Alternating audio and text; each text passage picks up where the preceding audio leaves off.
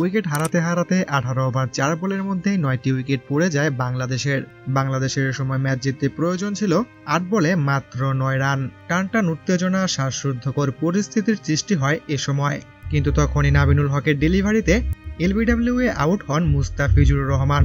আফগানিস্তানের এমন জয়ে জিম্বাবুয়ের কমেন্টেটর পমি এমবাঙ্গা রীতিমতোই গলা ফাটাচ্ছিলেন ধারাভাষ্য কক্ষ থেকে। তার কমেন্ট্রি ভাষ্য তো আপনাদের সকলেরই জানা আছে, কিন্তু এর অপর দিকেই বাংলাদেশের কমেন্টেটর আতাহার আলী খান নিস্তব্ধ। বাংলাদেশের এমন করুণ হার দেখে তার মুখ থেকে কোনো শব্দই আসছিল না। হতাশার ছাপ স্পষ্টই ফুটে ওঠে তার চোখে মুখে।